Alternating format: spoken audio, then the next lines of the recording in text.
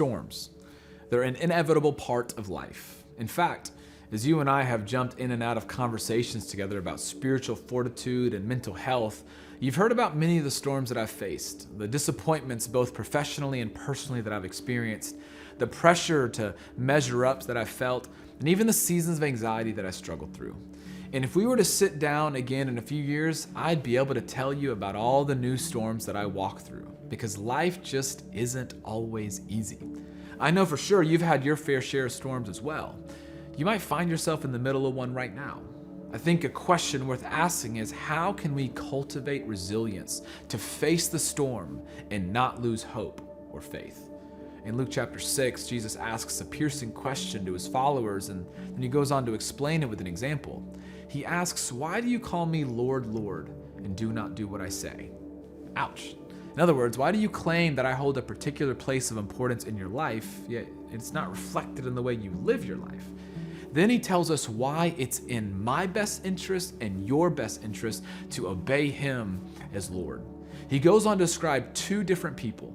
One person takes his teachings and actually puts them into practice, and the other hears his teaching and doesn't put them into practice.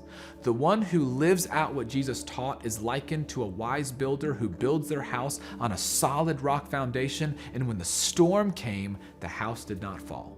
The one who does not apply to their lives the teachings of Jesus is likened to a foolish builder who builds their house on sand, and when the storm came, the house was destroyed. The resilient house was built on a solid foundation.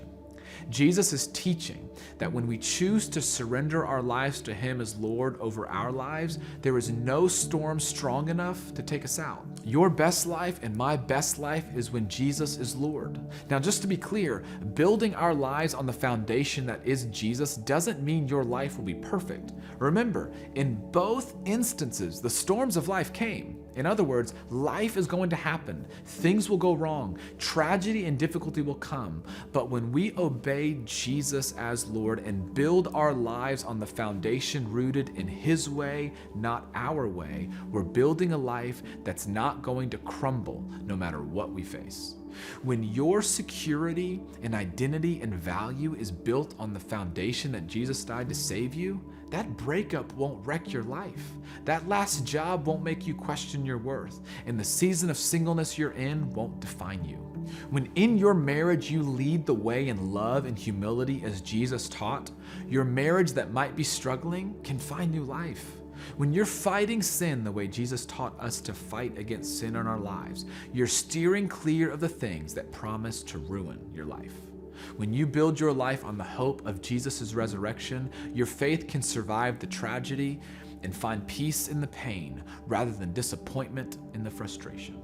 Resilience in the storm comes down to what, or rather who, is at the foundation of our lives. Who ultimately is Lord? Whose way are we following, ours or his? Whose truth are we leaning into, the world's or his? When anything other than Jesus is Lord over your life, money, a person, a relationship, a hope, a dream, a habit, a feeling, a temporary fix, or even yourself, you're building your life on sand. But when we surrender to Jesus as both Savior and Lord, your foundation will be secure, your hope will be set, and your life purposeful and fulfilling.